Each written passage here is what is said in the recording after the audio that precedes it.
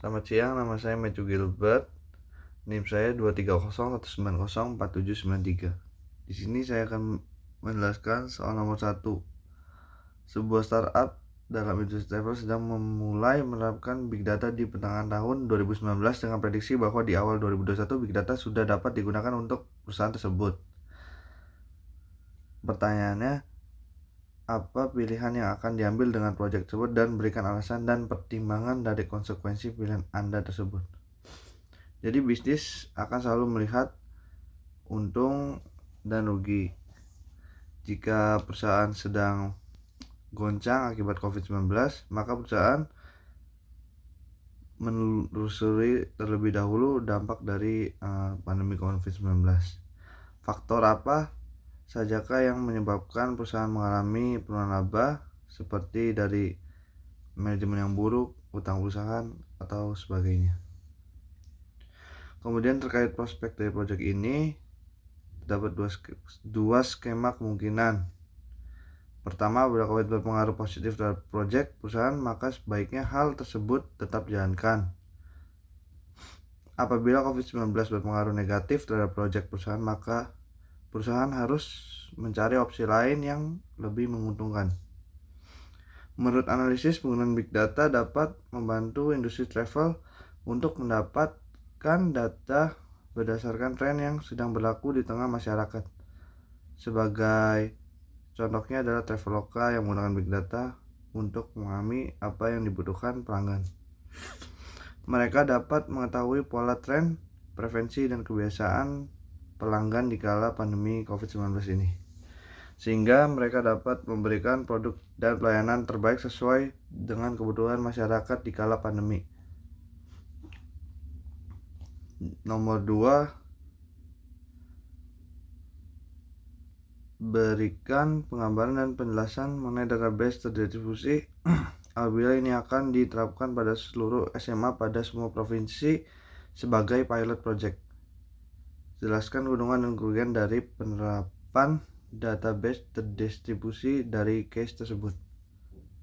Keuntungan penggunaan database terdistribusi pada case ini adalah proses pendistribusian data ke seluruh sama di provinsi menjadi lebih cepat.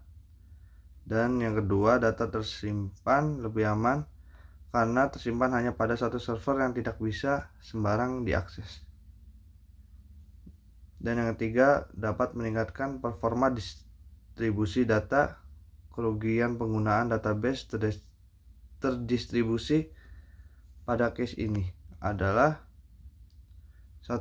Kos yang dibutuhkan untuk melakukan perancangan sangat besar. 2. Kompleks penyimpanan menjadi lebih sulit karena desain database menjadi lebih rumit. Dan soal yang ketiga dari poin A, langsung pertanyaannya adalah: berikan pendapat Anda, apakah pengembangan aplikasi dengan melalui tahapan prototyping ini sesuai atau tidak sesuai untuk diterapkan? Jadi jawaban saya, pengembangan aplikasi dengan melalui tahapan prototyping ini sesuai ya untuk diterapkan. Pada tahap ini, prototype digunakan untuk translate design sebelum menilai real development. Kemudian ide pembuatan fitur pada aplikasi juga digunakan untuk menopang operasional toko kue. Selanjutnya, dijadikan functional specification untuk user interface dan user experience aplikasi tersebut. Hal dari tahapan tersebut kemudian akan didemokan secara fungsional dan teknikal untuk mengetahui apakah ide yang direalisasikan ini feasible atau tidak jika klien sudah setuju dengan semua hasil yang didemokan. Maka dilanjutkan ke tahap developing, testing, hingga go live aplikasi untuk digunakan toko kue. Poin B nomor 1, buatlah logical ERD data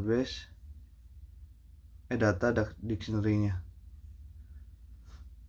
Data dictionary manajemen, attribute name, ID manajemen, nama manajemen, data type-nya integer, varchar, field length 10, 20, constraint PK, not null, description manajemen, ID, auto generated, nama manajemen,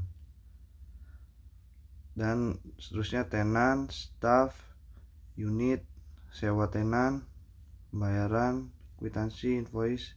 Dan nomor 2, buatlah normalisasi dari from voice. Anormalisasi ya bisa dilihat di tabel. Normalisasi 1 juga, normalisasi 2 penyewa, selanjutnya transaksi dan unit juga ke transaksi. Normalisasi 3 penyewa, jenis tagihan ke transaksi, unit juga transaksi. Dan nomor 3 poin B bisa dilihat di codingannya, query-nya. Dan nomor 4, buatlah denormalisasi dan berikan penjelasan denormalisasi yang dibuat. Jadi denormalisasi tambahkan atribut nama tenan dan keterangan, karena pada transaksi keterangan diperlukan untuk menjabarkan deskripsi jenis tagihan dan nama tenan untuk pelengkap data ID tenan.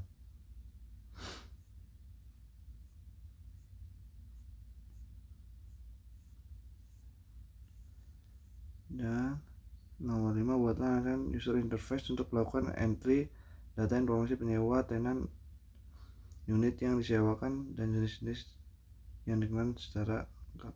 Bisa dilihat di tenan page, unit page, sama rent page dan sub page, payment page. Ya, sekian, terima kasih.